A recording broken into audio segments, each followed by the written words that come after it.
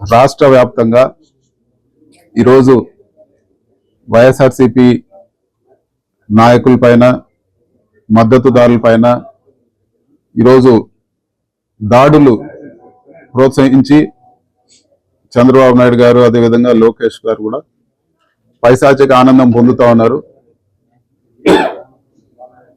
నిన్న వినుకొండలో నడి రోడ్లో చేతులు నరికేసి వైఎస్ఆర్సీపీ లీడర్ని చంపేయడం జరిగింది. అదేవిధంగా ఇప్పటికే చాలా మర్డర్లు జరిగాయి, చాలా చోట్ల గొడవలు జరుగుతున్నాయి.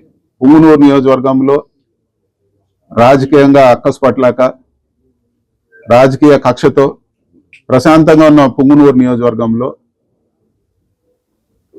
కార్యకర్తల ఇల్లులు నేలమట్టం చేశారు, ఆస్తులు ధ్వంసం చేశారు, ప్రభుత్వ ఆస్తులు డ్యామేజ్ చేశారు, ఎంతమందినో గాయపరిచారు. అదేవిధంగా ఒక ప్రజాప్రతినిధిగా ఎంపీగా ఇక్కడ ప్రశాంతమైన పుంగనూరులో ఈరోజు ప్రజల దగ్గరకు వస్తే కావాలని అడ్డుకొని కావాలనే గొడవలు చేస్తూ ఈరోజు మారణాయుధాలతో రాళ్లతో అదేవిధంగా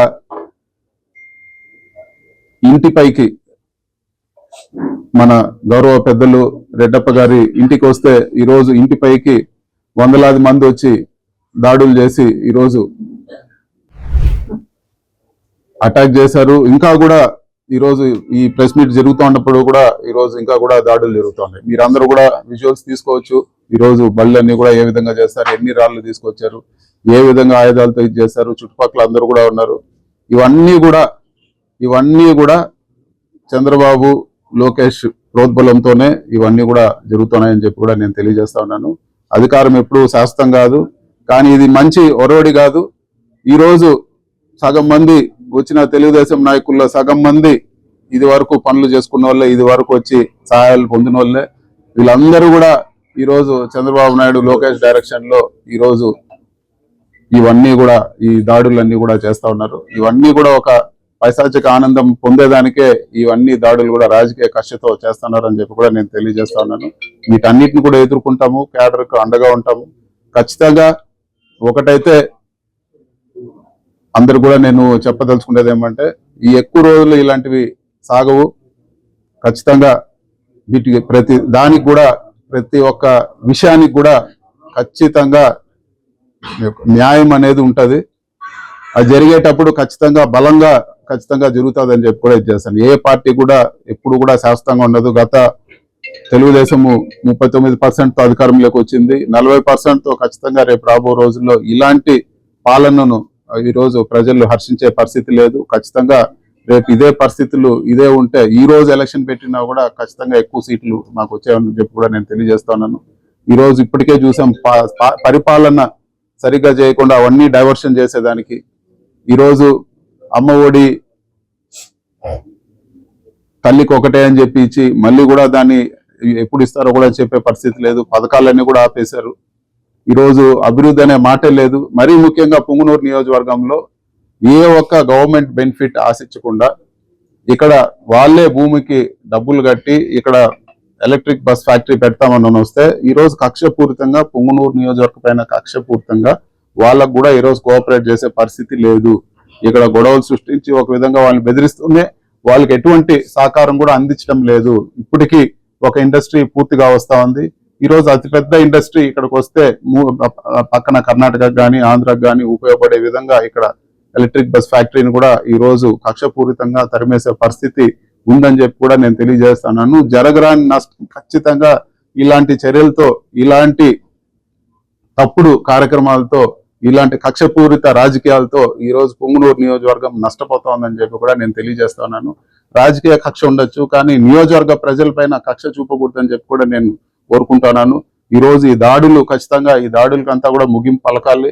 మీరు పెట్టే ఈ సాంప్రదాయం రేపు ఇంకా కూడా ఈరోజు మొలక లాగుంది, రేపు పెద్ద వృక్షమే మీకు కూడా చుట్టుకుంటుందని చెప్పి కూడా నేను తెలియజేస్తా ఉన్నాను. ఏ రోజు కూడా పుంగనూరు నియోజకవర్గంలో ఇంత హింసాత్మక ఘటనలు ఎప్పుడు కూడా జరగలేదు. ఇలాంటి దారుణమైన ఘటనలు ఇప్పటికి ఒకసారి కాదు, ప్రతిసారి కూడా ఇదే. వీటికి భయపడే ప్రసక్తే లేదు. కానీ ఇట్లాంటి సాంప్రదాయాలు, ఇట్లాంటి సంస్కృతి వల్ల నియోజకవర్గం నష్టపోతుందనే ఒక బాధ ఈరోజు మీకు అందరు కూడా నేను తెలియజేస్తా ఉన్నాను.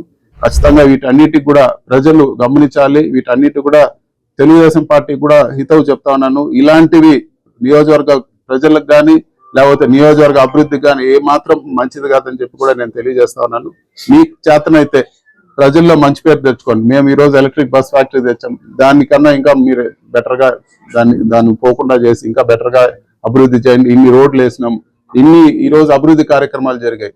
ఈ రోజు అభివృద్ధి అనే మాటే లేదు. ఈ రోజు జరిగే అభివృద్ధి అంతా కూడా కార్యకర్తల ఇల్లులు కొట్టడము, ప్రభుత్వ ఆస్తులు ధ్వంసం చేయడము, బ్యాడ్మింటన్ కోర్ట్ ఊరంతా వాడుకుంటే బ్యాడ్మింటన్ కోర్ట్ అది ఎవరి ఆస్తి కూడా కాదు, దాన్ని పూర్తిగా ధ్వంసం చేశారు. ఈ రోజు పోలీసులు కూడా ప్రేక్షక పాత్ర వహిస్తా ఉన్నారు. ఈ రోజు వీడియోలు అన్ని కూడా చూడండి, పోలీసుల ముందరే ఈ రోజు ఈ దాడులన్నీ కూడా జరిగాయి. పోలీసులు ఇక్కడ ఏఎస్పీ డిఎస్పీ అందరూ ఉండగా కూడా వాళ్ళ ముందరే ఈ రోజు జరుగుతుంది. వాళ్ళందరూ కూడా ఈ రోజు పైనుంచి ఒత్తిడి, చంద్రబాబు నాయుడు గారు, లోకేష్ ఒత్తిడి, వాళ్ళు కూడా ఏం మాట్లాడే పరిస్థితి లేదు. ఈ రోజు లా అండ్ ఆర్డర్ అనేది పూర్తిగా పడకేసిందని చెప్పి కూడా ఈ రోజు నేను తెలియజేస్తున్నాను. ఇదే పరిస్థితులు కొనసాగితే బీహార్ కన్నా ఆంధ్ర రాష్ట్రం దారుణంగా తయారయ్యే పరిస్థితి ఉంటుందని చెప్పి కూడా నేను తెలియజేస్తున్నాను. ఖచ్చితంగా మరొకసారి గట్టిగా నేను చెప్తా ఉన్నాను, ఇట్లాంటి దాడులకు భయపడే ప్రసక్తే లేదు. ఇది కాదు ఇంకెన్ని చేసినా కూడా ఖచ్చితంగా ప్రజల్లోనే ఉంటాము. ఖచ్చితంగా ఈసారి మళ్ళీ కూడా ఈ వైఎస్ఆర్సీపీ గవర్నమెంట్ వచ్చి దానికి పూర్తిగా కృషి చేస్తామని చెప్పి కూడా నేను తెలియజేస్తాను.